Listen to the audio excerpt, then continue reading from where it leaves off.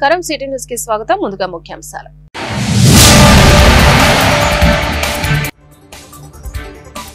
Bill gates తో భేటీ అయిన CM Chandrababu bill gates సహకారంతో రాష్ట్ర పురోభివృద్ధికి కృషి చేస్తామని ప్రకటన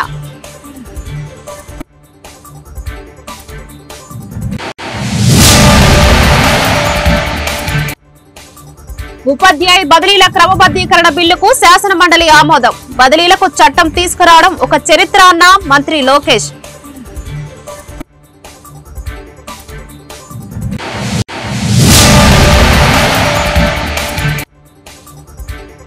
చట్టసభల సాక్షిగా అసత్యాలు పలుకుతున్న హోంమంత్రి ఓటమి పాలనలో మహిళలకు రక్షణ లేకుండా పోయిందని వైసీపీ ఎమ్మెల్సీల విమర్శలు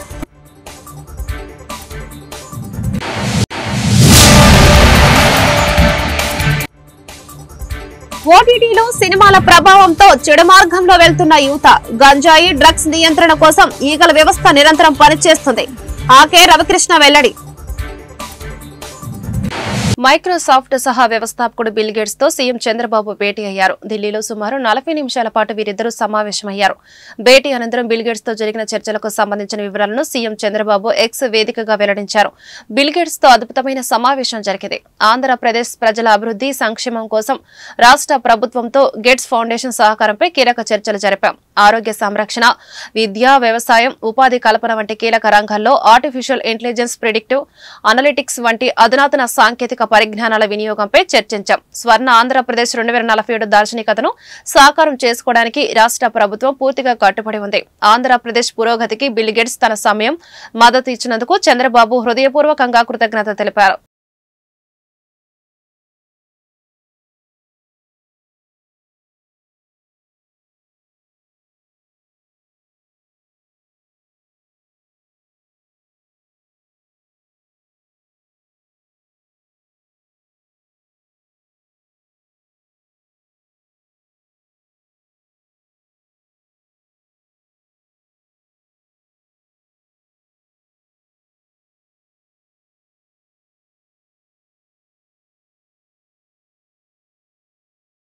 ఉపాధ్యాయ బదిలీల క్రమబద్ధీకరణకు బిల్లుకు శాసన మండలి ఆమోదం తెలిపింది రాష్ట్రంలో ఉపాధ్యాయ బదిలీలకు చట్టం తీసుకురావడం ఒక చరిత్ర అని విద్యాశాఖ మంత్రి లోకేష్ అన్నారు బిల్లుపై చర్చ సందర్భంగా మండలిలో లోకేష్ మాట్లాడుతూ వైసీపీ ప్రభుత్వ హయాంలో అడ్డగోలుగా ఉపాధ్యాయ బదిలీలు జరిగాయని ఆరోపించారు అందరితో చర్చించిన తర్వాతే బదిలీలకు యాక్ట్ తీసుకొచ్చామని చెప్పారు పారదర్శకంగా ఉపాధ్యాయులు సీనియారిటీ జాబితా ఉంటుందని ఈ బిల్లు ద్వారా కూటమి ప్రభుత్వం చరిత్ర సృష్టించబోతుందన్నారు ఉపాధ్యాయ బదిలీల విషయంలో సీఎం చంద్రబాబు పాలన పారదర్శకంగా వ్యవహరించామని లోకేష్ పేర్కొన్నారు ఇప్పుడు ఆ సంఖ్య 33.4 లక్షలకి వచ్చింది ఎందుకు జరిగిందంటే అది గతంలో కొన్ని అనాలోచిత అంటామా లేదంటే కొన్ని సంస్కరణలు చర్చ లేకుండా ఉపాధ్యాయుల పైన పిల్లల పైన వాళ్ళ తల్లిదండ్రుల పైన రుద్దారా అనేది అదే షార్ట్ డిస్కషన్ లో చాలా డీటెయిల్ గా డిస్కస్ చేసే అధ్యక్ష ఆ జియోనే 117 జియో ఆ 117 జియో వల్ల లోకల్ ఇష్యూస్ పరిగణనలో తీసుకుండా చేశారనుక అక్కడి నుంచి ఫాస్టర్ డిక్లైన్ జరిగి పిల్లలు ప్రైవేట్ పాఠశాలలకు మారిపోతాం అనేది జరిగింది సో ఇప్పుడు మన ప్రభుత్వం అంటే కూటమి ప్రభుత్వ అధికారంలోకి వచ్చిన తర్వాత నాణ్యత పెంచేదానికి 2-3 దాదాపు 10-15 సంస్కరణలు తీసుకున్నాం దాంట్లో ప్రధానమైన సంస్కరణల అధ్యక్ష నేను బలంగా నమ్మేది ఉపాధ్యాయుల ట్రాన్స్ఫర్ లో రాజకీయ నాయకులు జోక్యం ఉండకూడదు అవుట్కమ్ బేస్డ్ జరగాలనే దానికి మన కేబినెట్ లో కూడా టీచర్ ట్రాన్స్ఫర్ యాక్ట్ అదే ఒప్పందం వచ్చింది పాస్ చేశాము ఇప్పుడు అసెంబ్లీకి వస్తుంది అధ్యక్ష ఈ రోజు అసెంబ్లీలో ఉంది రేపు కౌన్సిల్ కి వస్తుంది అధ్యక్ష అది ఫస్ట్ బిల్డింగ్ బ్లాక్ అదే కాకుండా అధ్యక్ష టెక్నాలజీతో జోడించి అంటే ఇప్పుడు ఉపాధ్యాయులు కూడా 45 నిమిషాలు పాఠాలు చెప్పిన తర్వాత కంపల్సరీగా ఒక 60 సెకండ్ వీడియో ప్లే చేసి ఆ పాఠాన్ని సమ్మప్ చేసే విధంగా ఆ పాఠాలని సమ్మప్ చేసే విధంగా ఆ వీడియో ప్లే చేసి దాని తర్వాత క్లిక్కర్ టెక్నాలజీ ద్వారా పిల్లలకి అర్థమైందా అవలేదా అనేది కూడా తెలుసుకుని అక్కడ నుంచి ప్రిస్క్రిప్టివ్ హోంవర్క్ అంటే ఈ రోజు ఇక్కడ చూస్తే నారాయణ సార్ ఒక హోంవర్క్ వస్తుంది లోకేష్ ఒక హోంవర్క్ వస్తుంది అంటే ఆయనకున్న సబ్జెక్ట్ స్ట్రెంత్ వేరేది ఉంటుంది నాకున్న సబ్జెక్ట్ స్ట్రెంత్ వేరేది అది ప్రిస్క్రిప్టివ్ హోంవర్క్ వాళ్ళనేది ఒక లక్ష్యంగా పెట్టుకుని అది కూడా చేస్తున్నాం పేరెంట్ టీచర్ మీటింగ్ కూడా మెగా పేరెంట్ టీచర్ మీటింగ్ ఏర్పాటు చేసే అధ్యక్ష వచ్చే అకాడమిక్ ఇయర్ లో 2 సార్లు ఏర్పాటు కూడా చేస్తాం రిపోర్ట్ కార్డు కూడా అంటే తల్లిదండ్రులకి ఉపాధ్యాయులకి పిల్లల మధ్యన ఇంటరాక్షన్ ఉండాలని చెప్పి అద్భుతమైన రిపోర్ట్ కార్డు కూడా ఏర్పాటు చేశాం అది చేస్తున్నాం ఇంకో పక్కన మోడల్ ప్రైమరీ స్కూల్ కాన్సెప్ట్ తీసుకొచ్చి 60 మంది పిల్లల కన్నా ఎక్కువ ఉంటే అక్కడ కంపల్సరీ 1 క్లాస్ 1 టీచర్ ఇవ్వాలి నాణ్యమైన విద్య అందించాలి లక్ష్యంతో మన ప్రభుత్వం కృషి చేస్తుందని గౌరవ సభ్యులు తెలుపుకుంటున్నాను. అంతేకాకుండా అధ్యక్ష, భారతదేశంలో ఏ రాష్ట్రం హామీ ఇవ్వని విధంగా మనం ఇస్తున్నాం అధ్యక్ష. గ్యారంటీడ్ ఎఫ్ఎల్ఎన్ గ్యారంటీడ్ చేస్తున్నది, బాధ్యతగా మేము తీసుకుంటున్నాం. సంఘాలతో కూడా ఎవ్రీ ఫ్రైడే కమిషనర్ గారు కూర్చుంటున్నారు, నీట్ బేస్ నేను కూడా కూర్చుంటున్నాను, వాళ్ళ ఇష్యూస్ ఏముందో తెలుసుకుంటున్నాం. గ్యారంటీడ్ ఎఫ్ఎల్ఎన్ అందించాలని లక్ష్యంతో మేము పనిచేస్తున్నాం అధ్యక్ష. మేము బలంగా నమ్మేది ఈ 10వ తరగతి ఎగ్జామ్ ఇప్పుడు జరుగుతున్నాయి, ఇంటర్ ఎగ్జామ్ జరుగుతున్నాయి, దీంట్లోనే చాలా మార్పు రాబోతుంది, పర్ఫార్మెన్స్ ఇంప్రూవ్ అవుతుందని బలంగా నమ్ముతున్నాం. ఆంధ్రప్రదేశ్ లో కూటమి పాలన చేపట్టాక మహిళలపై నేరాలు తగ్గాయని చట్టసభల సాక్షిగా అబద్దాలు చెబుతున్నారని వైఎస్ఆర్సీపీ ఎమ్మెల్సీ వరుదు కళ్యాణి ఆవేదన వ్యక్తం చేశారు. మహిళలపై నేరాలకు సంబంధించిన ప్రభుత్వం వెల్లడించిన లెక్కలను ఖండించిన ఆమె ఈ అంశంపై వివరంగా మాట్లాడారు. మహిళలపై నేరాలు తగ్గాయని సభా సాక్షిగా హోంమంత్రి అనిత అబద్దాలు చెప్పారని తెలిపారు. ప్రభుత్వం ఇచ్చిన లెక్కల ప్రకారం రోజుకి మహిళలపై 70 సంఘటనలు జరుగుతున్నాయి. ఈ 10 నెలల్లో మహిళలపై నేరాల దాడులు పెరిగాయి. అలాంటప్పుడు ప్రజలను తప్పుదోవ పట్టించడానికి ఎందుకు ప్రయత్నించడం? లెక్కలు క్లియర్ గా ఉంటే మరి మోసం చేయడం ఎందుకు అని నిలదీశారామె. మహిళల భద్రత అనేది ఏ ప్రభుత్వానికైనా ప్రథమ ప్రాధాన్యత ఉన్న అంశంగా ఉండాలనేసి నేను భావిస్తున్నాను అధ్యక్ష. ఈ కూటమి ప్రభుత్వం అధికారంలోకి వచ్చి 10 నెలలు అయింది అధ్యక్ష. 10 నెలల్లో చూసుకుంటే మహిళల మీద దాడులు, అత్యాచారాలు, హత్యలు చాలా భయంకరంగా పెరిగాయి అధ్యక్ష. అది కూడా చాలా క్రూరంగా, దారుణంగా జరుగుతూ ఉన్న పరిస్థితి కనిపిస్తూ ఉంది అధ్యక్ష. ఎందుకంటే అంటే ఈ 10 నెలల్లో రోజుకి 70 నేరాలు జరుగుతున్నాయి. అంటే గంటకు 3 నుంచి 4 జరుగుతూ ఉన్నాయి అధ్యక్ష. అది వాళ్ళు ఇచ్చిన అధికారిక డేటా ప్రకారమే నేను చెప్తున్నాను అధ్యక్ష. స్కూల్కి వెళ్లే పిల్లలకి, కాలేజ్కి వెళ్లే పిల్లల మీద, అలాగే తీసుకుంటే ఇంట్లో ఉన్న వాళ్ళ మీద, ఉద్యోగాలకు వెళ్లే వాళ్ళ మీద, ఈవెన్ ఆర్టీసీ బస్సుల్లో పనిచేసే కండక్టర్ల మీద కూడా లైంగిక దాడులు జరుగుతున్నాయి అధ్యక్ష. ప్రభుత్వం అధికారిక డేటా ఇచ్చింది అధ్యక్ష. దాని ప్రకారం చెప్తాను, అక్టోబర్ 31 నాటికి రోజుకి 50 మంది మహిళల మీద, బాలికల మీద ఇలాంటి నేరాలు జరిగితే ఇప్పుడు జనవరి 31 నాటికి అవి రోజుకి 70 సంఘటనలు జరుగుతూ ఉన్నాయి అధ్యక్ష. అది ప్రభుత్వమే ఇచ్చింది అధ్యక్ష, నేను సొంతంగా చెప్పింది కాదు అధ్యక్ష.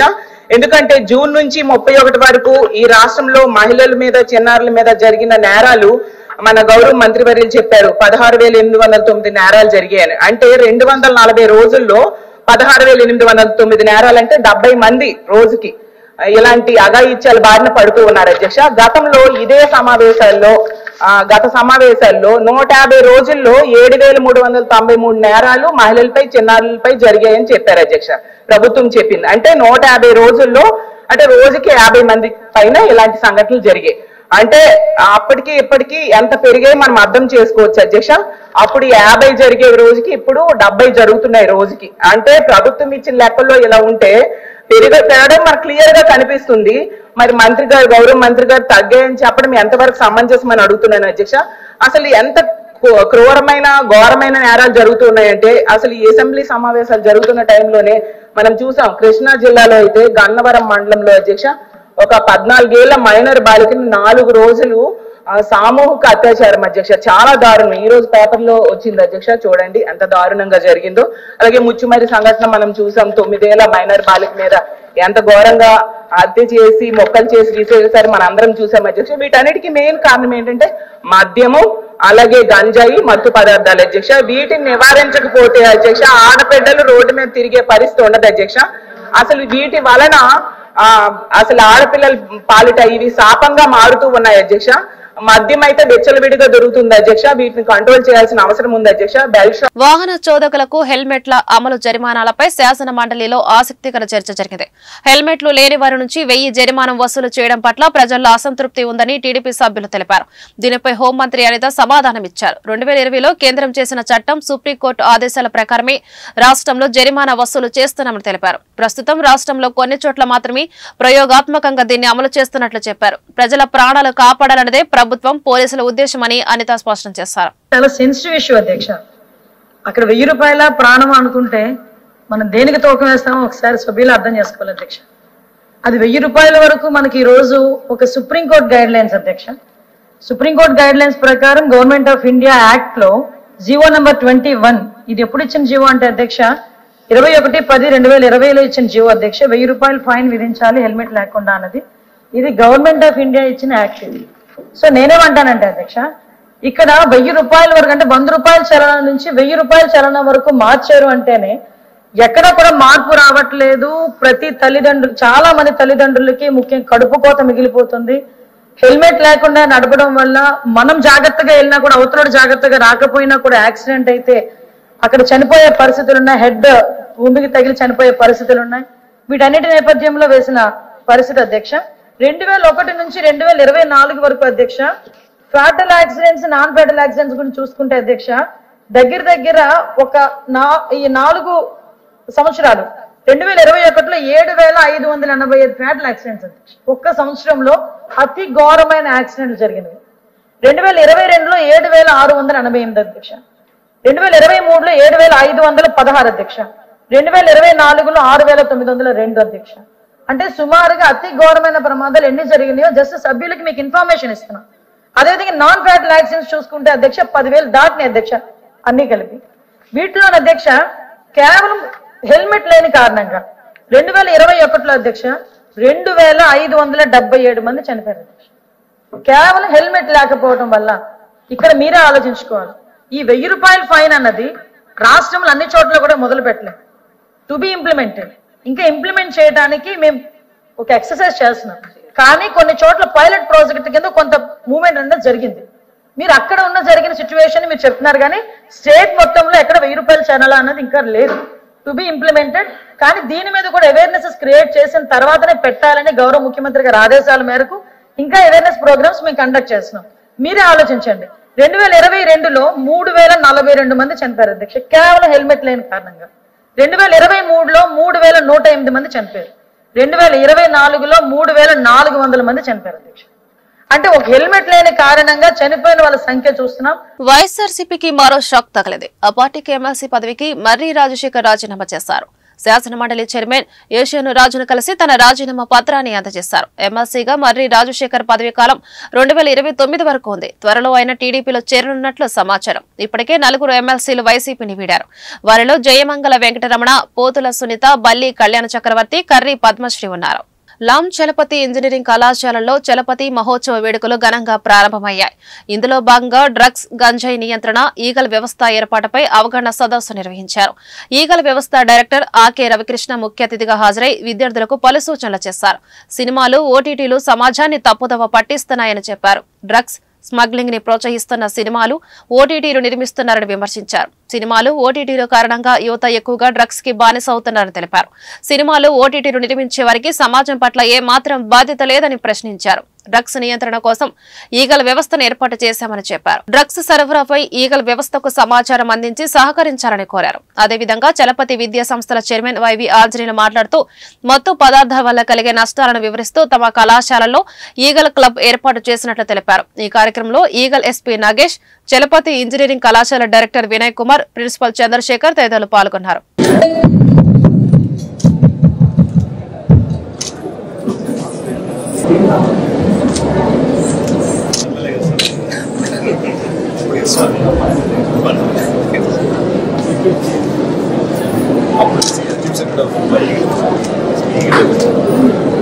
Everybody is doubt about him. Though he is a good doctor, he has some bad habit, so we cannot trust him. అంటే ఎంత ఎలివేటెడ్ పర్సనాలిటీ.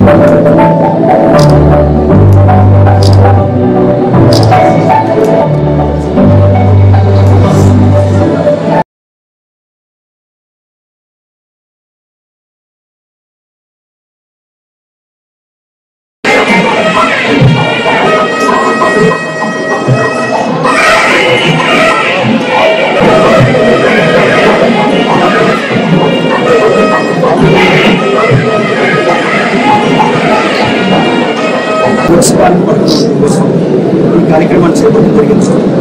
ప్రతి ఈగల్ క్లబ్లోని సుమారు 8 విద్యార్థులు, అదేవిధంగా టీచర్లు మొదలుకుంటున్నారు. ఈగల్తో అనుసంధానం చేసుకోవడం, అదేవిధంగా వర్క్ షాప్స్, డిబేట్స్ కార్యక్రమాల ద్వారా ఈ డ్రగ్స్ వల్ల వచ్చే నష్టాలు, ఎన్డీపీఎస్ కేసులో ఎప్పుడైనా ఇంకా విద్యార్థుల జీవితాలు ఎలా నాశనం అవుతాయి, ఎన్డీపీఎస్ చట్టంలోని 12 సంవత్సరాల జైలు శిక్షలు, అదేవిధంగా భవిష్యత్తులోని ఉద్యోగాలు రావడం, ఇటువంటి విషయాలు ఎన్నో ఇబ్బందులు ఉన్నాయని చెప్పడం ఈ కార్యక్రమం ప్రధాన ఉద్దేశం. ఈ కార్యక్రమంలోని ప్రత్యేకంగా సహకరించిన ప్రెసిడెంట్ చలపతి ఎడ్యుకేషన్ సొసైటీ వారికి ఈగల్ తరఫున ప్రత్యేకంగా అభినందనలు. అదేవిధంగా డ్రగ్స్ గంజాయి ఈ ప్రాంతంలో ఎక్కడున్నా సరే 1972కి ఫోన్ చేయాల్సిందిగా ఈ డ్రగ్స్ విత్డ్రో అనే కార్యక్రమం ద్వారా అందరికీ చేస్తున్నారు. చలపతి ఎడ్యుకేషన్ సొసైటీ స్థాపించి 30 సంవత్సరాలు అయిన సందర్భంగా 4 రోజుల పాటు ఈ సంబరాలు జరుపుకుంటున్నాం. 1996లో అభివృద్ధి జరుపుకున్న సందర్భంగా వారికి ప్రత్యేకంగా కృతజ్ఞతలు తెలియజేస్తున్నాం. ఈ రోజున ప్రారంభ దినాన నిర్వహించాం. రావడమే కాకుండా ఈ రోజు మొదటి రోజు స్టార్ట్ చేసినటువంటి ఐడియాథాన్ ప్రోగ్రామ్ ని ఇనాగ్రేట్ చేశారు. దానికి తోడుగా ఈ రోజున ఎంతో ముఖ్యమంత్రి గారు కానీ ప్రభుత్వం కానీ ప్రతిష్టాత్మకంగా చేపట్టినటువంటి ఈగల్ ప్రోగ్రామ్ ని సక్సెస్ఫుల్ గా రన్ చేయడంలో పిల్లల్ని ఇన్వాల్వ్ చేయడం, వాళ్ళ నుంచి సమస్యలను తెలుసుకోవడం, సజెషన్స్ తీసుకోవడం మంచి కార్యక్రమానికి నాంది పలికారు. మా కళాశాలలో కూడాను వారికి ప్రత్యేకంగా ధన్యవాదాలు తెలియజేస్తున్నాం. ఈ కార్యక్రమం అనేది భవిష్యత్తుకి చాలా అవసరం. భావి భవిష్యత్తులో మనకున్నటువంటి మానవ వనరులన్నీ సద్వినియోగం. ప్రముఖ వైద్యులు రచయిత డాక్టర్ పాటిబండ్ల దక్షిణామూర్తికి గుంటూరులో సత్కార కార్యక్రమం జరిగింది. డాక్టర్ పరుచూరి రాజారాం జయంతి సందర్భంగా సాహితీ పురస్కారం అందజేసి ఘనంగా సత్కరించారు. ఈ కార్యక్రమంలో కేంద్ర సాహితీ అకాడమీ అవార్డు గ్రహీత పెనుగొండ లక్ష్మీనారాయణ, అరసం ప్రతినిధి వల్లూరు జయప్రకాష్, పరుచూరి అజిత తదితరులు పాల్గొన్నారు. రచయితగా, వైద్యుడిగా దక్షిణామూర్తి విశేష కృషి చేస్తున్నారని చెప్పారు. ఆయన సేవలకు గుర్తింపుగా పురస్కారం అందజేసి సత్కరించడం జరిగిందని తెలిపారు.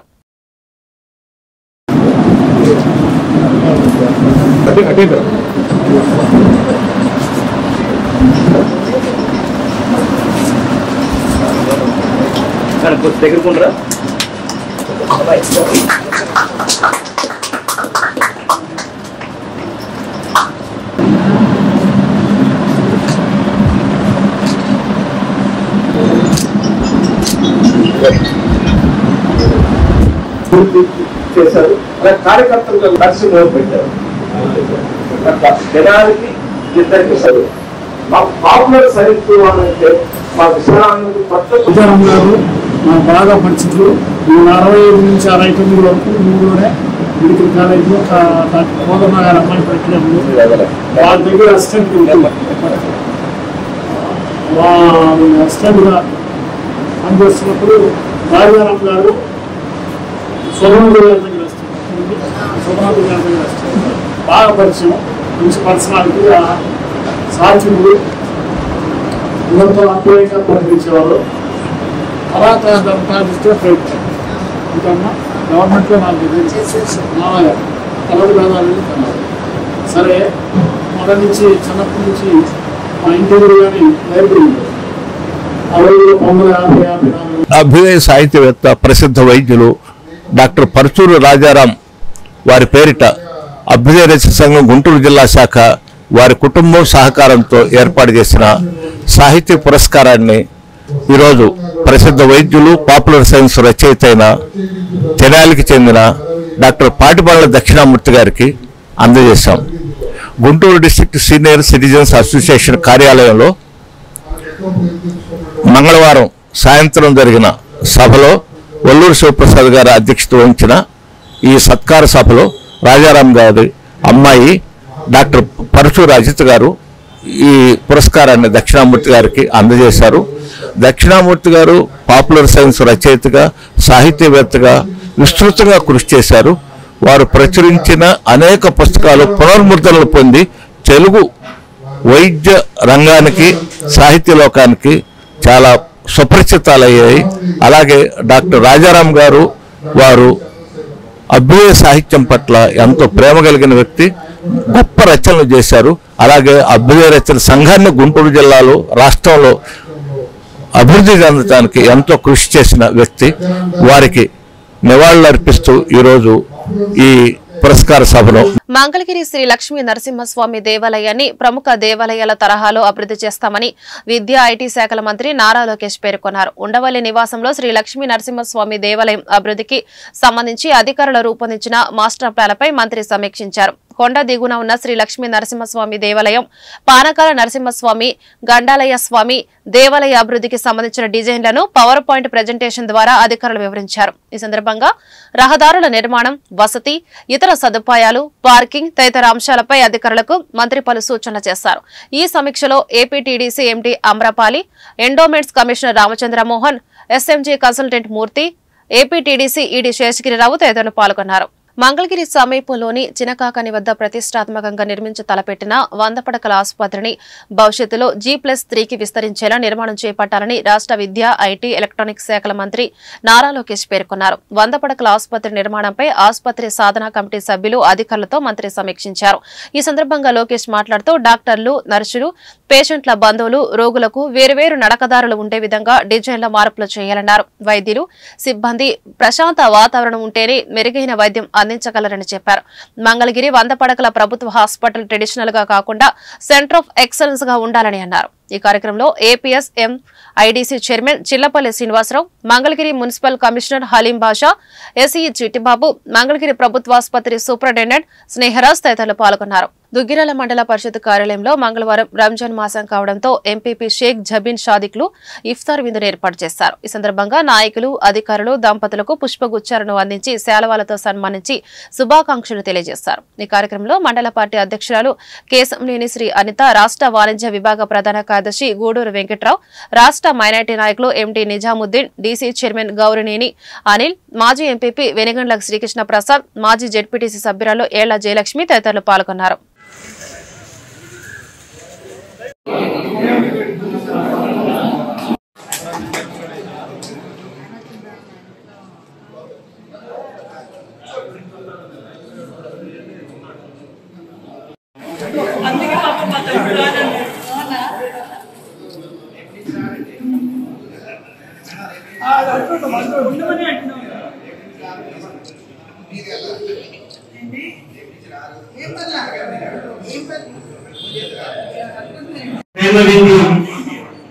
ఏర్పడడం జరిగింది. ముస్లిం సోదరులు మరి ఉదయం 6 గంటల నుంచి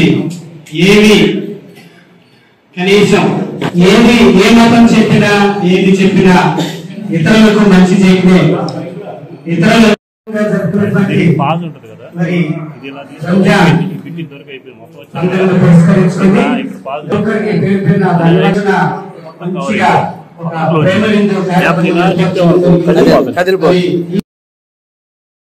చేనేత కార్మికుల ఇళ్లకు 200 యూనిట్లు ఉచిత విద్యుత్ను ఆమోదిస్తూ ముఖ్యమంత్రి చంద్రబాబు నాయుడు నేతృత్వంలోనే మంత్రివర్గ సమావేశంలో ఆమోదించడం ఆనందకర విషయమని Padmasali welfare and development corporation chairman Nandam Abaddayya అన్నారు.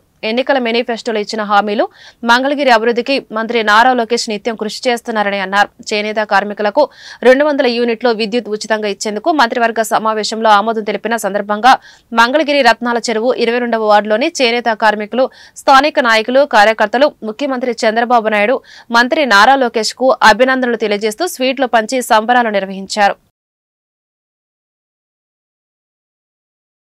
అందరికీ నమస్కారాలు. ఈరోజు చేనేత వర్గాల్లో, చేనేత కార్మికుల్లో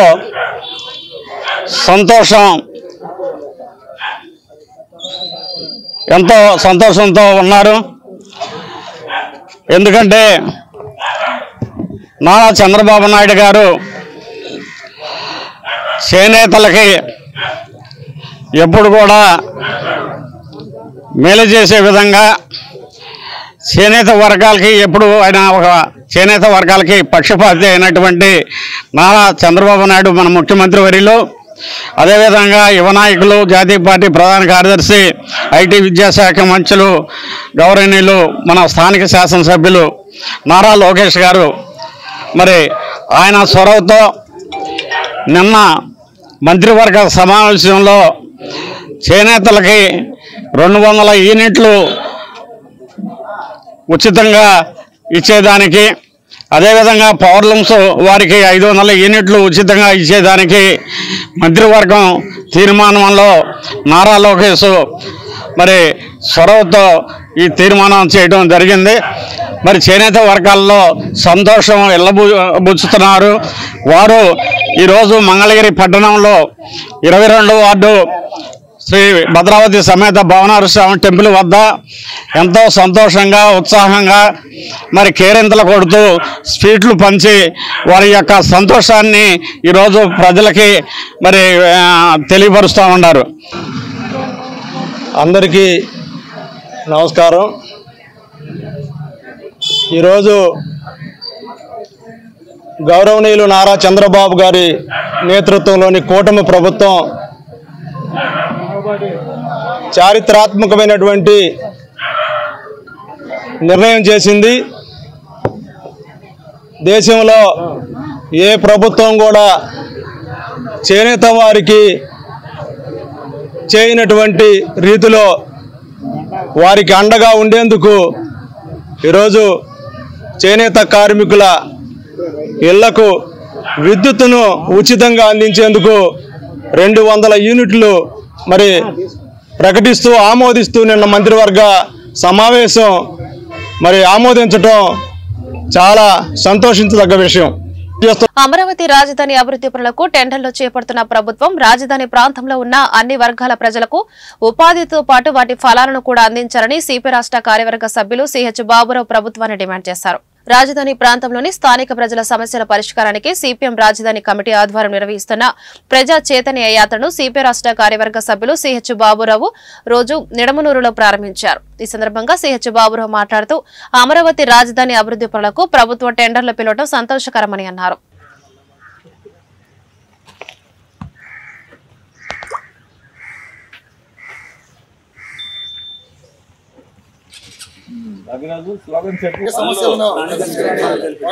కల్పించాలి. రాజధాని గ్రామాల్లో కార్మికుల పనులను కల్పించాలి. రాజధాని గ్రామాల ప్రజలకు పనులను కల్పించాలి. రాజధాని గ్రామాల ప్రజలకు పనులను కల్పించాలి. రాజధాని గ్రామాల ప్రజలకు పనులను కల్పించాలి. ఉపాధిని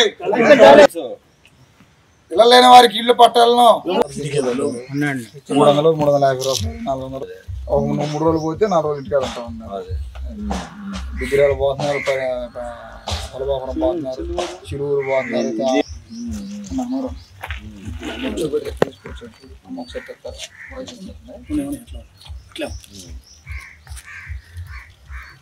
వచ్చాడా మరి లోకేష్ గారు? తెల్లవారుజామున ఇంటికి రమ్మన్నారు అందరినీ. ఇంటికి రమ్మన్నాం కాదండి, మొన్న లోకేష్ దగ్గరికి డైరెక్ట్ గా ఖాళీ స్థలం ఒకటి.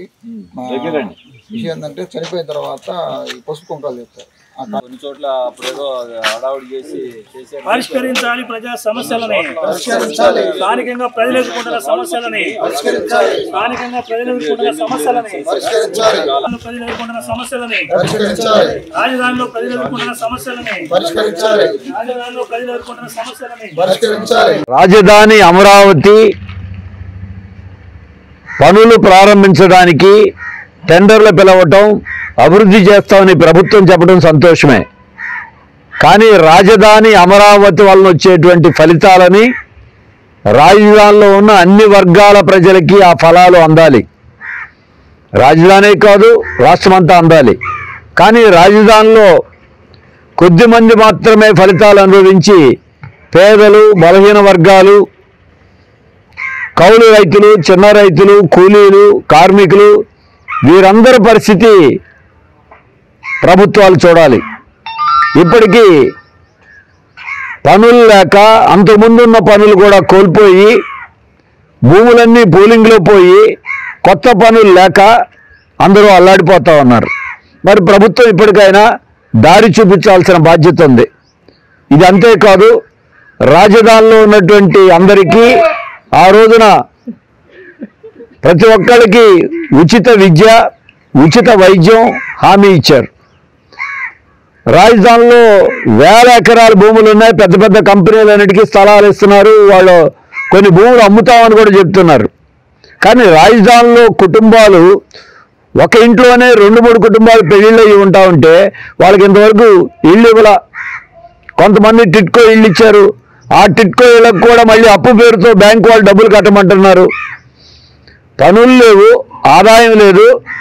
కానీ జనం దగ్గర నుంచి మాత్రం వసూలు మాత్రం చాలా బాగా చేస్తూ ఉన్నారు. ఎస్సీ ఎస్టీ వార్తలు ముగించే ముందు ముఖ్యాంశాలు మరొకసారి.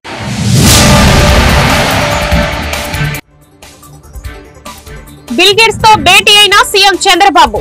బిల్ గేట్స్ సహకారంతో రాష్ట్ర పురోభివృద్ధికి కృషి చేస్తామని ప్రకటన.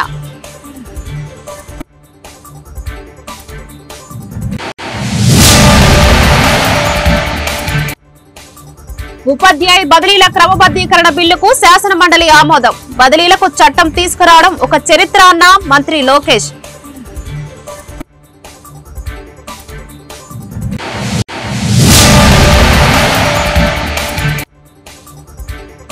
చట్టసభల సాక్షిగా అసత్యాలు పలుకుతున్న హోంమంత్రి. కూటమి పాలనలో మహిళలకు రక్షణ లేకుండా పోయిందని వైసీపీ ఎమ్మెల్సీల విమర్శలు.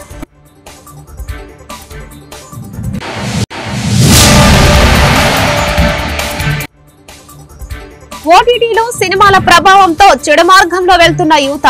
గంజాయి డ్రగ్స్ నియంత్రణ కోసం ఈగల వ్యవస్థ నిరంతరం పనిచేస్తుంది. ఆకే రవికృష్ణ వెల్లడి. ఈ వార్త ఇంతటితో సమాప్తం. నమస్కారం.